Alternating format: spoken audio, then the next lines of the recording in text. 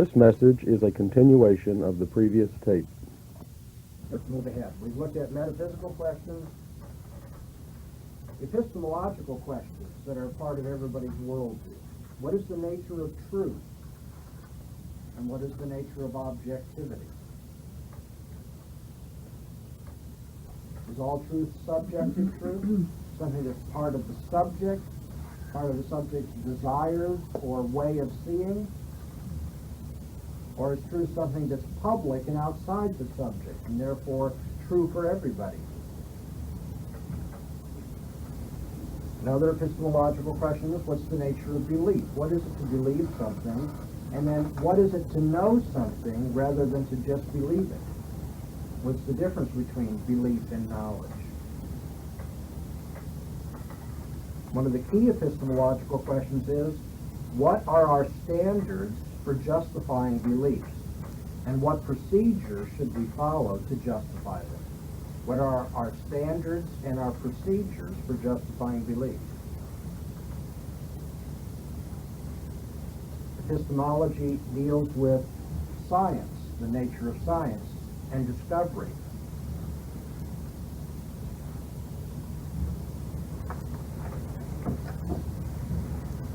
And once again, it should be obvious that as Christians, our theology gives us some kind of epistemology, doesn't it?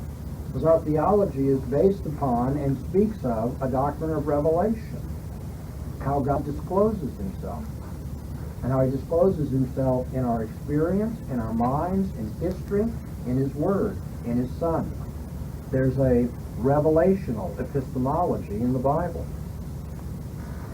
And then let's turn to ethics. In philosophy, every worldview has a particular approach to ethics.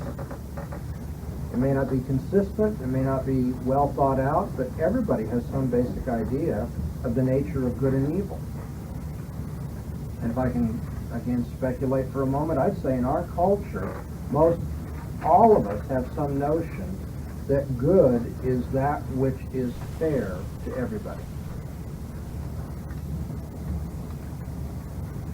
Maybe it is the case that good is fair to everybody, and maybe it isn't the case, but that is a pervasive cultural zeitgeist right now. Zeitgeist, spirit of the age. Okay? And our way of looking at things, our pervasive mindset as a culture, says that good is what's fair to everybody. Well, if you don't hold that, well, it's more than just that, but that and other things are embraced in what I'm getting at when we say there's a fundamental view of the nature of good and evil. Our ethic involves a standard of morality. It involves a view of guilt, atonement, and personal peace. And everybody's got to have some view of that, because everybody deals with guilt. And everybody has to have some notion of personal peace, its value, and how it's achieved.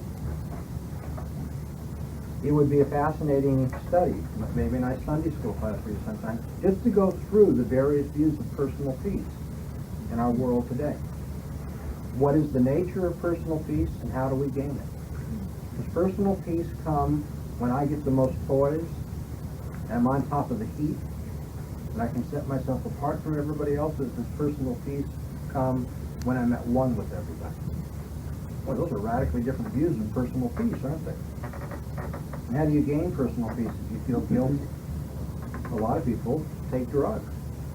Some people take drugs, obviously, for the thrill of it. Some people take drugs because they want to be dulled. Anyway, everyone has some view of personal peace, atonement, and guilt. And more generally, everyone has some view of social order, how we should relate to one another in society. What's the nature of society? And then taking it a step further, how should authority be exercised in society? What's the nature of the state? Our ethical outlook involves questions about how we attain and how we produce moral character. Okay, so if you're not a patient person, how should you attain patience? How can you produce a better moral character in yourself? Well, these ethical questions obviously bear on all sorts of things that we as Christians believe theologically, about the fall, right? About the nature of God and His holiness, and about redemption. So, everyone has a worldview, and everyone's worldview, not necessarily in a rational, consistent, and well thought out way, but everyone's worldview addresses the nature of the real. What's this world like? What's man like? What's God like? What's real? The nature of knowledge, how we know what we know, and everyone's worldview addresses how we should live our lives. Metaphysics, epistemology, and ethics. Now, I said I wanted to do this 2 times. I'm going to run past it twice.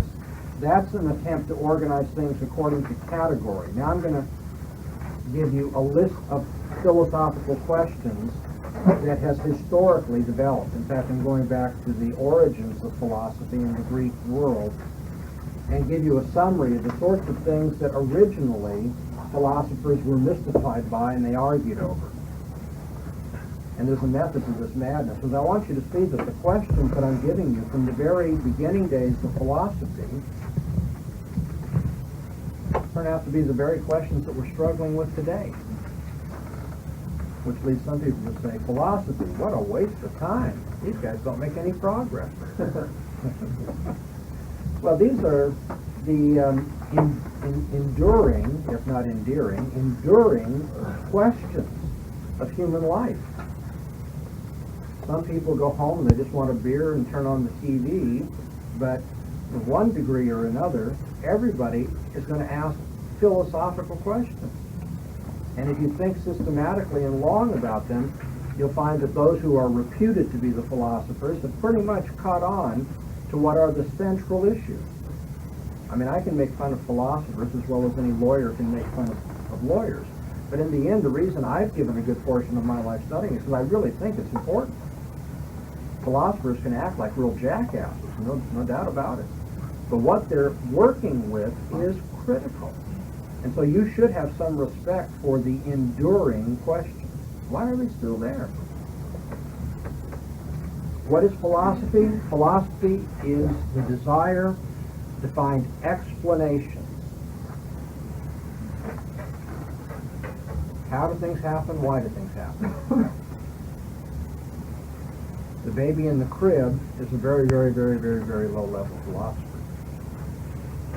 The child going to elementary school is a little bit more of a philosopher. The child learning about science, the child going to college, organizing things in a disciplined way, these explanations are developing. But ultimately, the most abstract and general questions about how we know, what the nature of reality is, and so forth, those are the philosophical questions. And so philosophy began many, many, many years ago with the desire to find explanations. How do we justify those explanations? Now, I explain this happened because of that. This event was caused by that. What are the methods or the standards by which I justify that comment? What method should I use? What standard should I use to justify my explanations? And then, in this desire to find explanations, how do I resolve internal conflict in my explanations? How do I resolve internal conflicts in my explanations? I'll stick with the illustrations I've already used. Hopefully they sink in. Why is it I say man is a physical entity, part of the physical world, but my explanation of man's behavior is not governed by the same laws by which I explain an apple falling from a tree? Why do I explain man's behavior by reference to creativity and freedom and responsibility, but I explain other things in the physical world in terms of the laws of physics, chemistry, biology, and what have you? The philosopher desires to find explanations, but explanations that are, one, justified, and two, the internal conflicts have been resolved. The early Greeks struggled with that. Next question. How are we to understand nature? How are we to understand matter in motion? what is the stuff of which the world is made? I know that sounds funny to put it that way, but I don't think there's any more basic way of saying it. What is the world made of? What is this stuff? And how is it possible that it changes? Is there one basic stuff of which everything is made? Staley said yes. If there wasn't one basic stuff, we wouldn't have an ultimately rational explanation for the world. And so everything's got to basically do the same thing. Water. But then the problem is, well, if everything's water, why do some things look different than other things? Why do some things seem more like water than other things? And so now he has to have an explanation of change, right? How the one becomes a many. How does the central stuff, the one rational unifying factor of reality, become the diverse things that we experience in our day-to-day lives? Why is there sand? Why are there rocks? Why are there plums and pumpkins if everything's water? Other people come along and say, well, your explanation of change isn't really helpful. Maybe this world's not made up of the same basic one kind of thing, the one stuff. Maybe it's made up of four kinds of things. Maybe it's earth, air, fire, and water. Well, you know, that really improves the richness and the ability to provide explanations. Now you've got four factors that you can use. But of course, that has been purchased at quite a price. And the price is, how do you unify the four? Now the world seems to be all diverse. And so then someone says, oh, how about this? Why don't we say, instead of four factors that are all different in character, that the world's made up of things that are all the same character, but there's an infinite number of them? We'll call them atoms, those things of which there is no smaller. They're the undivided. They're the indivisible or uncuttable elements. But the atoms are not made up of different qualities. They all have the same quality. And so we have now a rational unity. Everything is the same quality, but we also have room for motion and change because there's an infinite number of them that can be repackaged and reorganized. Well, that seems like an improvement until you say, well, then how do you get a rational understanding of how things change? And then there are those who say, well, all the atoms fall through space and they don't ever change. Everything is determined, in which case our experience of freedom is what? An illusion. And then you have those who are unwilling to give up the illusion of freedom as being an illusion, that is, unwilling to give up freedom as an illusion. And they say, well, then we must have some account for how the atoms have that kind of creativity. There must have been a swerve in the fall of the atoms. But now that raises another question. If one of the atoms swerves so that it now creates all this billiard ball effect of the atoms impinging on one another, why did that one swerve? And if you don't have any explanation of that, then it's irrational. It has no reason. It's irrational. Which means human freedom is what? Irrational. So now you have in your worldview the rational, atoms falling through space, and the irrational, the atoms that are bumping up against one another, which account for our making choices and being creative. Well, I'm not going to go through the whole history of Greek philosophy for you, but you see, when you ask, what is nature? What is this world in which we live? You have to come up with simultaneously an answer for what matter is, what is the stuff, what is the thing or things of which the world is made, and then how is change possible among those things. But the minute you answer the question how change is possible, you have to also have an answer for how there's identity through change. What if everything's changing all the time? If everything's changing all the time, could I utter the sentence, everything's changing all the time? Now, in the first place, when I say everything is changing all the time, I have some concept of enduring identity through the changes. And I say that thing changed. Okay? That thing that was a baby in the crib turned into a 16-year-old driving the family car. It changed. Well, I said it changed, but in the process of saying it changed, I also said it didn't change, because it's the same thing. The same thing under two different qualities or characteristics. And so now, how is their identity through change? This is getting pretty heavy. What is the relation between the underlying stuff of the world, whatever you say nature is made of, and how change is possible, and how there's identity through change? What is the relation between whatever that is and the way things appear to me? Now we have a tough question of putting together how things are, in fact, what Kant would call the thing in itself, and how it appears to me, the phenomena of my experience. Parmenides had, from a certain point of view, a pretty good philosophical handle on these things. He gave us a nice, rounded-out theory. Only one problem is it called for us to deny the reality of our experience. Parmenides said, well, all is one and there is no change. That settles all the philosophical questions. Boy, put them to bed. But then again, as I walk through this world and have lunch today, I have to be telling myself at all times, this is illusion, this is illusion, there is no change. I'm not different from the burrito that I'm eating. Well, that's a high price to pay, isn't it? And so then Heraclitus took the opposite approach. He said, well, then everything's changing.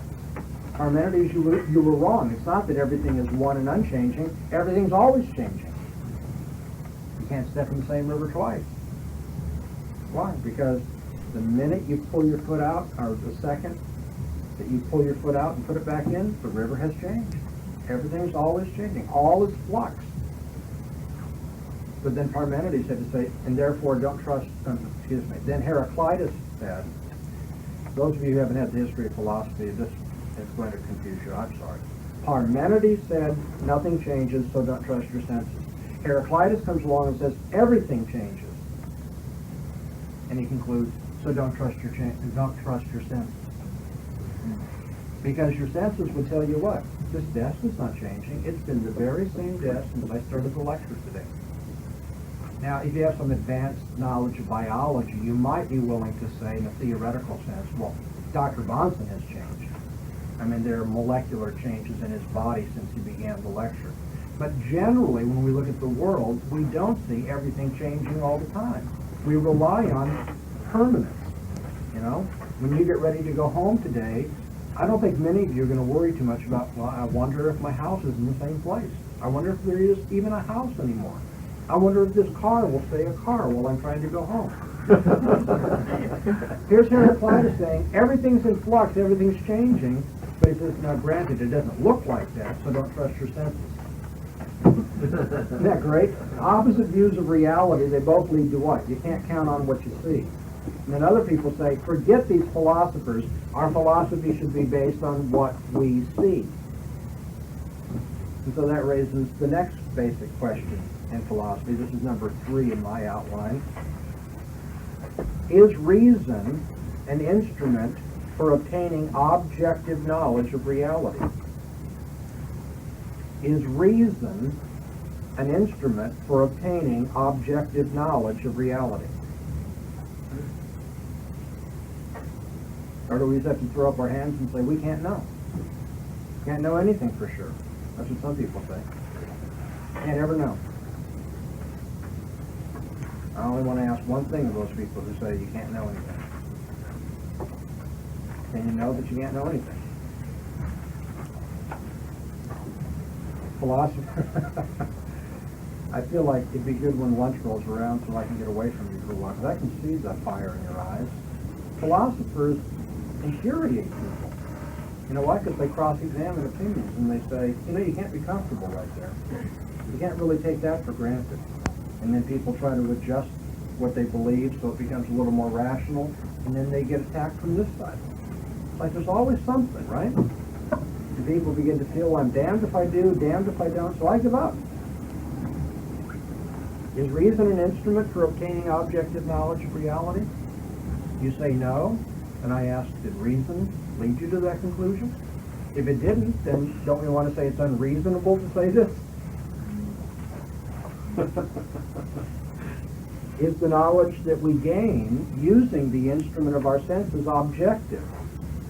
The great crisis that was introduced in the history of Western thought after Kant was just this. It may be that my mind organizes the sensations in a particular way, in a uniform way, but since my mind is working on these sensations, I can never know that what I think I see is the way it really is. Because my mind is creatively, not interfering, but it's being involved in the process of forming my thoughts and perceptions.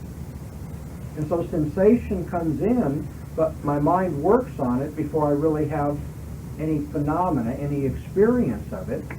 And so what I experience has nothing to do with ultimate reality, the way things really are.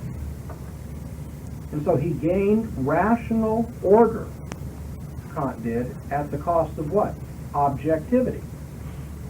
Now the order that we have, which is rational, is subjective in nature rather than being based on the rational order that's really in the world out there. So is reason an instrument for obtaining objective knowledge of reality? And if it is, what approach should we take? The look and see approach or the stop and reflect approach? I'm trying to make this easy for you. Anybody in the philosophy department would say, why are you giving it to them that way? Why don't you tell them what that is? Okay. Do you take the empirical approach, look and see, or do you take the rational approach, stop and reflect? Thales took the look and see approach. Thales said all is water. Now how did he come up with that? It's not because he was sitting back in his armchair speculating. It's because he was out in the world and he said, you know, if there's one thing that has to unify everything, a good candidate would be what there's a lot of. By the way, he was an Ionian philosopher. He's on one of the Greek islands. And so there was a lot of water in his experience. There's water all around us. You know, and when you get up in the morning, you find what? Dew on the grass, on the flowers. When you cut into things, you find things, you know, like you cut your finger, something like water comes out. I mean, it's red, but there's some kind of fluid there, so maybe it's the development of water. When you cut into an orange, it's juicy. Water comes out of the sky. Now, I don't know. Thales doesn't tell us just exactly what he looked at to come to this, but it would appear reasonable, as a reconstruction of this, that Thales said, if there's one thing that reality is made of, if I look around, if I check my observations, it would appear to be water. Now, the next guy who came along, Anaximander, said, no, it can't be water. And why can't it be water? He said, because there are things which are non-watery in this world. You say, but that's just observation, right? No, he was making a very significant rational point. He said, in fact, anything, any particular quality or thing that I offer in the place of Thales' water is going to be subject to the same refutation. Thales says everything's water, but I look at non-watery things and say, well, you got quite a task here now to get from what is water to what is not water. But if I were to say something else, let's say fire, but then I'd have the problem that those things which don't look like fire, how do they become like that? How do you get from fire to non-fire? And so Anaximander came up with this conclusion. The basic stuff of reality, I'll give you the English translation, is boundless. It has no characteristic. It has no boundary. Apeiron in Greek. Apeiron, the thing that is boundless is not red or white or blue, cold or hot, solid or liquid, sweet or bitter, and on and on and on. Because it has anything that you say definite, you know, any definite character that you attribute will have its opposite, won't it? And so in order to avoid that problem of the opposite, he said, I'll say it's something that has no opposite. It's the boundless. Now, all I'm getting at here is, how did Anaximander reach his conclusion that reality is made up of the boundless? the stuff which has no definite characteristic. Did he do this by looking and seeing? Anybody, run into a puddle of the boundless lately? Oh, this looks like a good. Can't buy a quart of boundless in the store, can you? In the nature of the case, apeiron had to be a rational construction. Instead of going out and looking for a better candidate than water, Anaximenes did that. Anaximenes said, no, it's not water, it's air.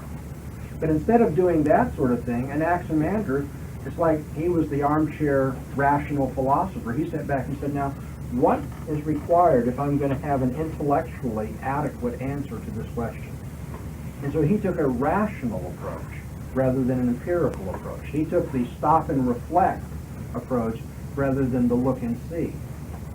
And so this is one of the enduring questions of philosophy. Should we be empirical or rational in our approach? Is reason an instrument for obtaining objective knowledge of reality? Fourth basic question. Now, there's been a lot of sub-questions here, so I'll review for you. I don't want to confuse you. The first one is, how do we find explanations? How do we justify them and resolve internal conflicts? The desire to find explanations. 2, how do we understand nature? What is man, the world, God, etc.? 3, the one we just looked at, is reason an instrument for obtaining objective knowledge of reality? And now 4, by what kind of values should man live? By what kind of values should man live?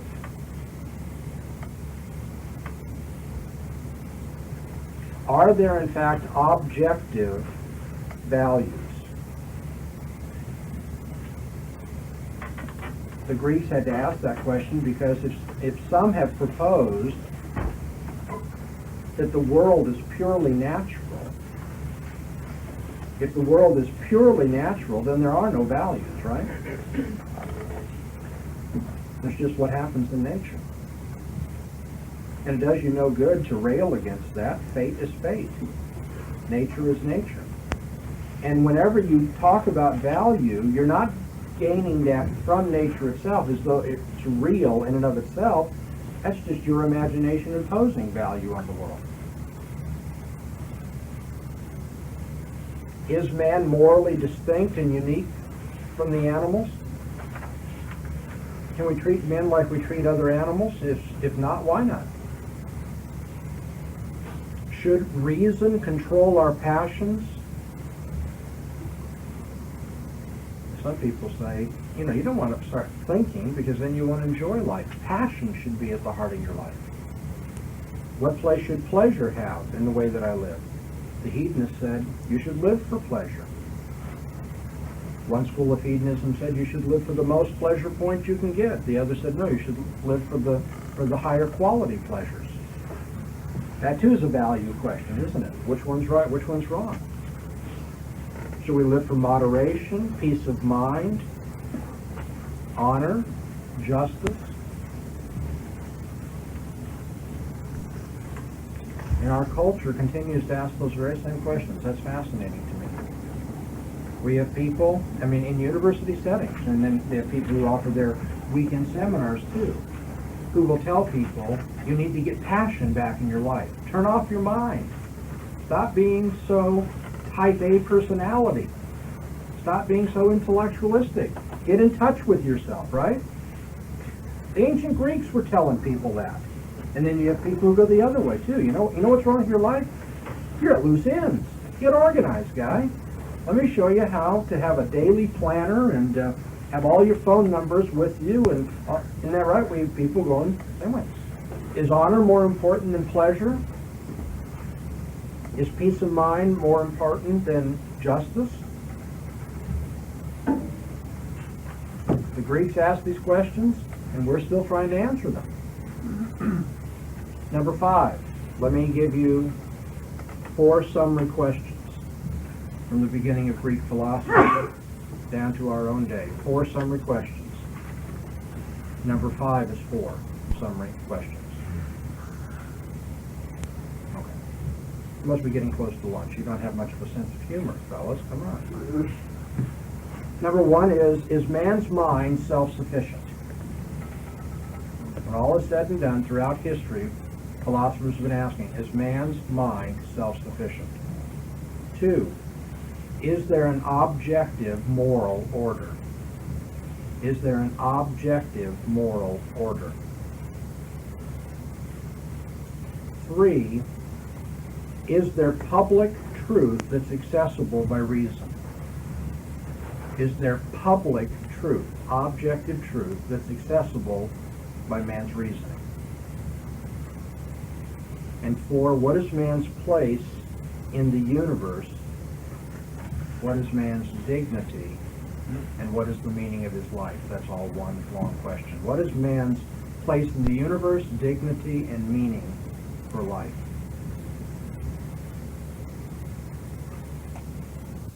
Please turn the cassette over at this time.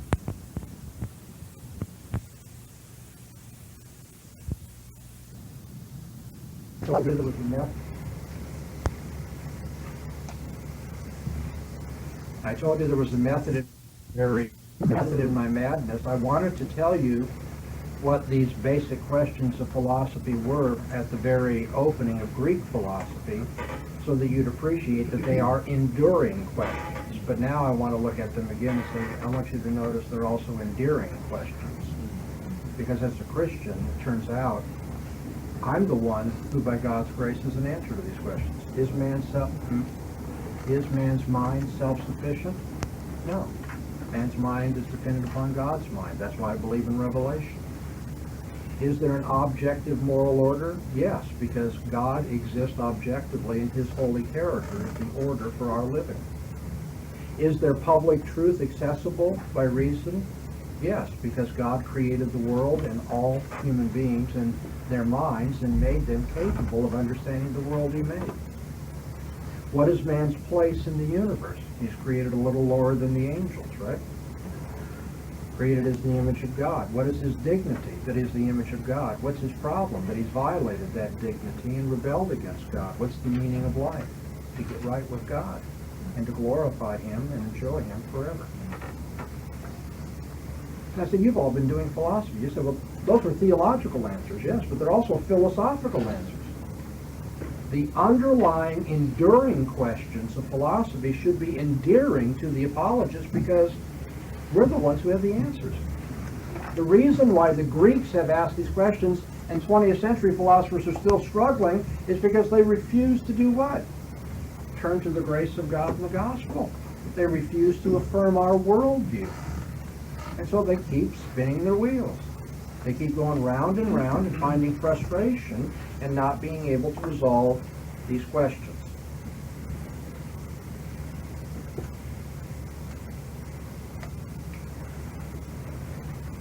Before we break for lunch, I do want to rehearse for you, since many of you will not have done the study yourself, but rehearse for you, by way of boiling it down, the basic answers or worldview types that are available out there. I do think we'll take a 2-minute break, though.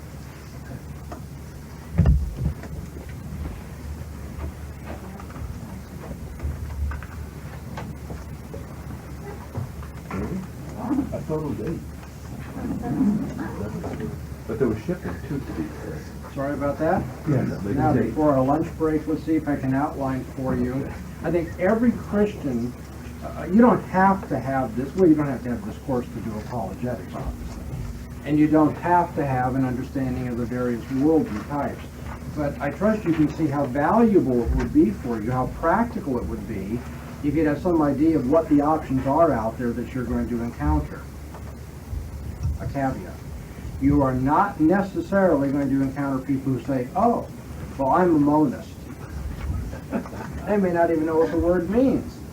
They may not even be able to give you a list of what the options are from which they chose. But you need to know what the various views are, so when you talk to people, you can categorize where they're coming from. And if you know what some of the problems of these worldviews are, when you run into that kind of worldview, you know automatically what kinds of questions you're going to press. So that's why we're doing this. Not because people know the vocabulary, and Not because it's absolutely necessary that you have all of these and that, but to make it very practical, I think, a lot more efficient for you to know the questions to address to people if you can identify the category of thought in which to locate them. And this division of worldview types is my own development. I've done this for the sake of simplicity. See, so someone does love you. I told you I was going to stretch you today, but I've tried to simplify this. There are four basic, fundamental types of worldview. Monistic,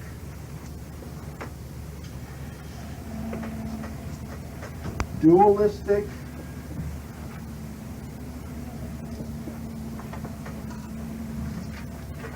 atomistic,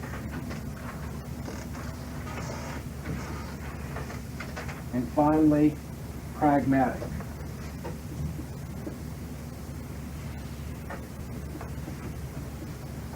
I have purposely mixed metaphysical and epistemological categories here. If we were to do this in a more purist way, if I was in a university setting teaching you a course on this, I would not do it this way. But if you want to have it, just like, something you can hold on to and put in your pocket and pull out and consult and so forth, this will be the easiest way because everyone's going to fall into one of these in one way or another. A monistic worldview is one that says that everything is one. There's no duality, there's no plurality, there's no diversity, everything is one. The Western way of looking at the world finds this boring as well as unconvincing. Because you see, if everything's one, there are no color differences, there's no quality differences. In fact, there's no ethical differences. Hinduism, which is the best example of a monistic worldview, Hinduism says even good and evil are the same ultimately, because everything is God. So as an example of monism, you may want to put in your notes Hinduism. The kind of monism that I'm mentioning here is actually spiritual monism. Spiritual monism. The view that all is one and that one is spirit rather than matter. Now there's a problem, of course, because if all is one, then it can't be spirit or matter, can it? It really should be something that's neither spirit nor matter. But Hinduism holds to a spiritual monism. Now there's another kind of monism that is not spiritual in nature, but rather material in nature. And many people, sadly today, are materialists. Materialism in philosophy doesn't refer to greed. The materialistic outlook. I got to get a better car, a better home, and so forth. Materialism is the view that everything that's real is matter. It's materialistic. But I'm going to consider materialism under atomism for the sake of this simple summary. All right? I want you to see, I told you already, it's not a systematic outline. This is the convenient outline. It's like, this is what you're going to run into. So you have Hinduism, the monist approach of Eastern religions. You also have monism at this level of a material sort, but when we get there, we'll call that atomism. Before we get there, before we get to many kinds of reality or bits of reality from the one, there's an intermediate stop that's very important, I believe, but not always paid attention to by Christian philosophers today, and that's dualism. Dualism. The view that there are two types of things that are real. And among the dualists, you will find idealists on the one hand, and Stoics on the other.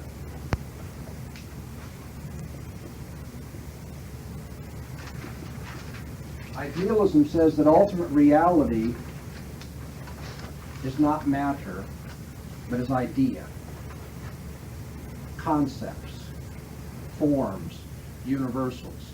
And Plato, obviously, is the leading illustration of that. Now, if you are an idealist, then you also believe what? That you know things by way, or you know things in a way that goes beyond sensation that goes beyond observation of your eyes, ears, and so forth. And so idealism is linked in one way or another with some kind of intuitional epistemology. So Plato said, how do we know the forms or ideas? We recollect them from a previous life. We intuit them. It's just part and parcel of what's in us when we are born.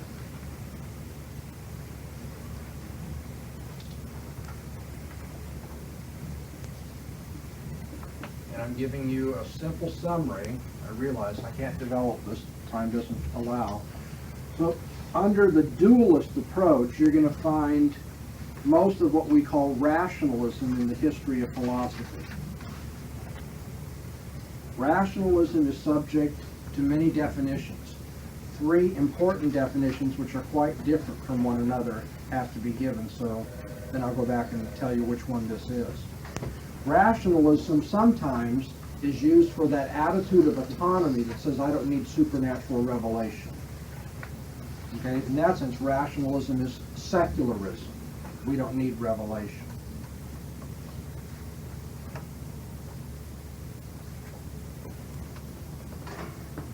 Sometimes rationalism is that school of thought, totally apart from the question of whether we need revelation, that says that man's reason should dominate in his personality. That we should be rational in what we are doing. That we're subject to the laws of rationality.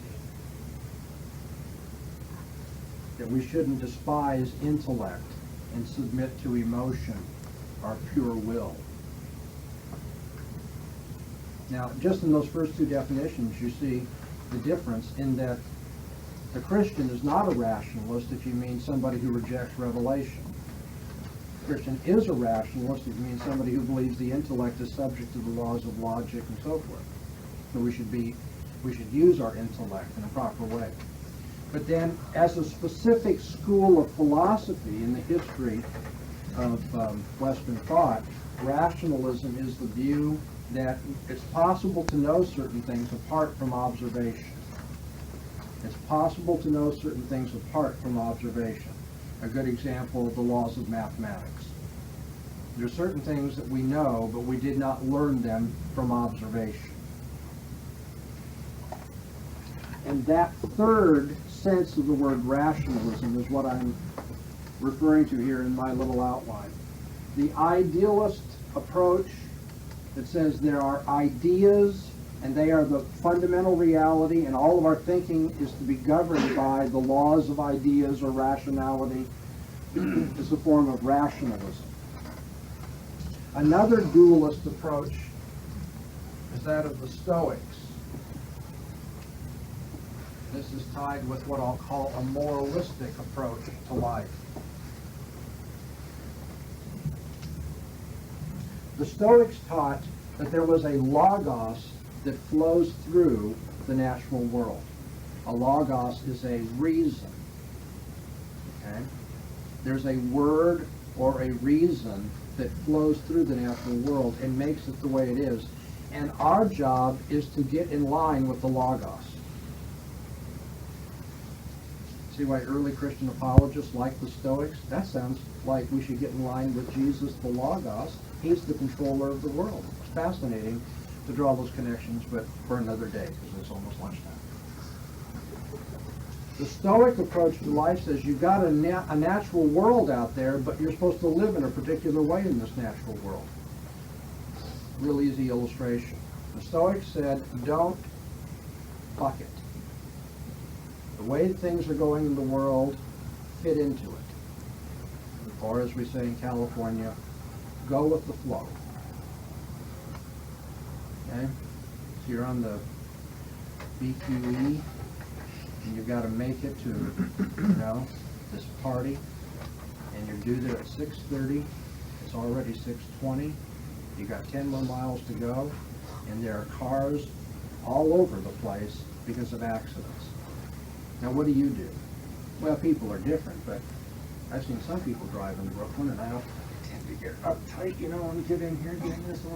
The Stoic would say, hey, be stoic about this. Take it with indifference. Fall back, realize you're not going to make it on time. That's just the way nature is. Chill out. Now, wouldn't you think that the Roman Empire would love to have soldiers that were stoic? And they were. Stoicism was real popular in the Roman army. Because you see, that fits into the soldier's mentality, right? I can't control everything. It's just my place to submit. Fit in. See, stiff upper lip. Be tough about it. Be stoic, as we say.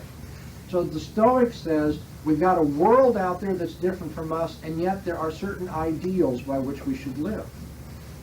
This develops into the notion of natural law. We should fit into nature and so forth. But the point is, I should be moralistic. There are moralistic worldviews that say, not only do we have atoms and chemicals or matter in motion out there, but we also should live our lives in a certain way in response to it.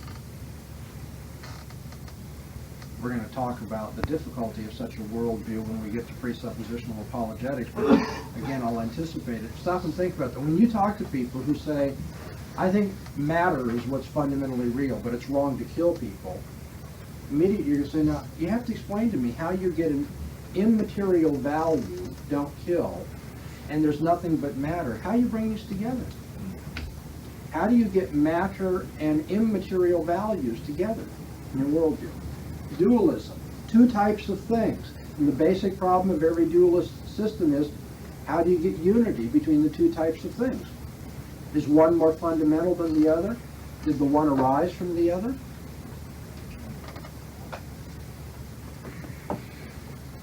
And then we come to a materialistic worldview in its more sophisticated form as we know it today, atomism.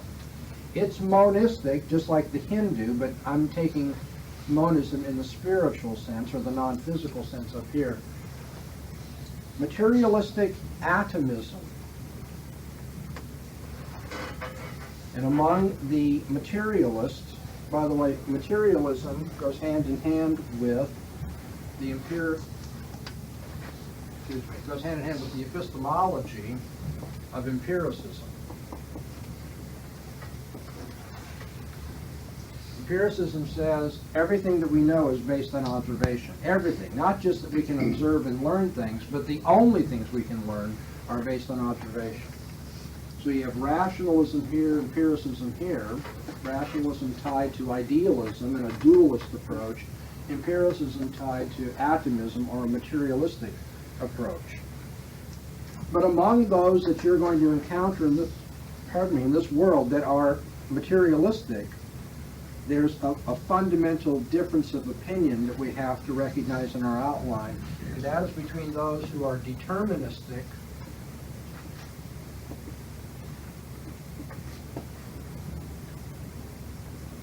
and those that are hedonistic.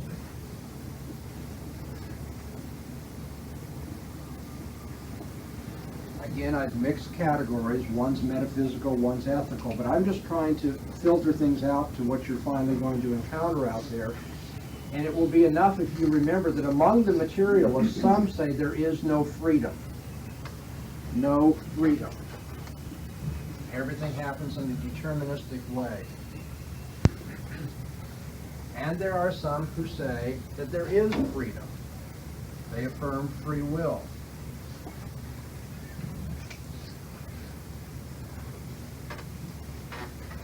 A couple of examples of deterministic atomism would be behavioristic psychology and a Marxist view of history. The behaviorist is a determinist with respect to the individual person, how what you do and say is controlled by your stimulus response mechanisms, your previous conditioning. And then Marxism has a deterministic view of history, that everything is working its way out to a particular conclusion, and that there's no way for you really to fight it. It's going to take place. They're very optimistic in their eschatology in that sense. Those who are not deterministic, I call them hedonistic, they affirm free will. They affirm free will, and I can see three different versions of those who affirm free will. Quickly, you have the egoist, secondly, the utilitarians, and thirdly, the existentialist. First, the egoist. The egoist says that I should live for what brings me pleasure. I'm at the center of everything. So this is Epicureanism. Live for pleasure, but that means your own pleasure. Now among them, some say live for all the pleasure you can get, some for the better pleasures, but we'll let that go for right now. You have egoistic hedonism. A second version of hedonism is utilitarian. Here the pleasure we should be living for is the pleasure of the greatest good. So one is focused on the individual, the other is focused on society. Have you noticed this morning as we've gone through these how often the questions come down to one and many relationships? That's just a hint for some of you who will go on to read Van Til. The one and the many problem is the central question, but it takes all different forms, you know. But here's one of them. Is my pleasure more important than the pleasure of the many, or is the pleasure of the many more important than mine? The utilitarian says we should do what will bring the greatest good, that is the greatest happiness, for the greatest number. And so utilitarianism is easily aligned with a socialist approach to political and societal questions, the socialist approach. The third form of hedonism, the affirmation of free will, is existentialism.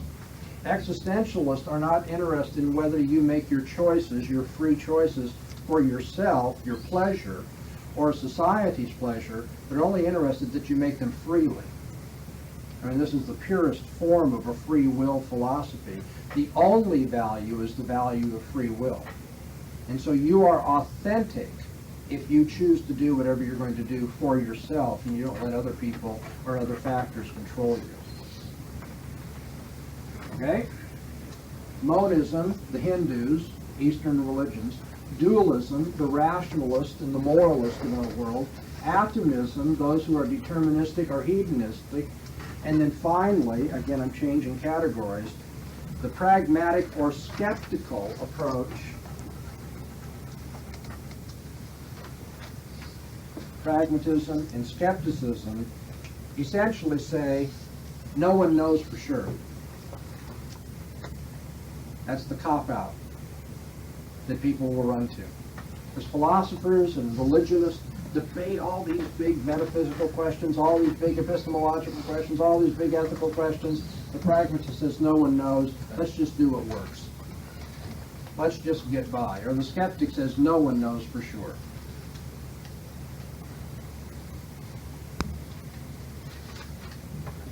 The ancient sophist said, no one can know anything for sure, so what we should learn is how to get our way in the assembly. That is, learn to use the techniques of debate to convince people to do what you want. Now, do we have anybody in our society today that seems to fit into that category? Major denomination, incumbents. No. Yeah, okay, well, I think that's appropriate, but I was thinking really of a particular vocation in our society that's known for being sophistic.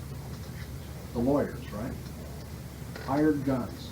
What's important, well, I don't think this is right, but I have to tell you, it's pretty much the way things work. What we ought to do in court is not try to objectively find the truth, but what? Try to get our side to win. Okay? Politicians are, a close second to the lawyers in terms of that. The ancient Greeks had that problem as well, the sophists.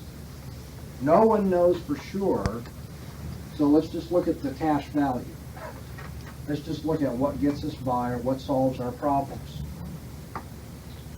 Okay, what have you learned this morning? Well, you've learned, first of all, you don't have to be intimidated by philosophy. Has this been so bad? Well, I have to tell you, I chose this to begin with so I wouldn't frighten you off. It's going to be a little bit tougher after lunch, but philosophy isn't that hard. Everybody's a philosopher. Not everybody's self-conscious and does it well, but everybody ends up doing philosophy. It's inevitable, this process of finally getting to the level of abstraction where you ask questions about how do you relate this to that, how do I know what I know, what is fundamentally real. Everybody's got a worldview, and I've defined that for you and shown you its characteristics. These key philosophical questions are not there just for your, idle listening pleasure, but you should realize that these enduring questions are also the endearing questions for an apologist, because philosophers can't answer them. And if philosophers through the ages have failed to gain unanimity on these matters, those are the kinds of questions you need to be prepared to do what? To use with the unbeliever that you talk to. He doesn't have to be a university graduate, he doesn't have to be a philosophy major, he's still got to answer these questions in the inevitable process of figuring out what life is all about and how he knows what he knows.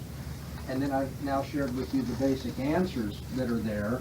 And if you see the defects of these various worldviews, as we're going to be talking about over the next 2 days, then whatever you run into out there in the world, even if it's not identified clearly as this or that category, you now know these are the weak points that I'm going to start pushing on. And when we come back from lunch, I'm going to give you a basic introduction to epistemology now. You've learned philosophy, now we're going to learn something particularly about epistemology. This recording is distributed by Covenant Media Foundation, a nonprofit educational organization.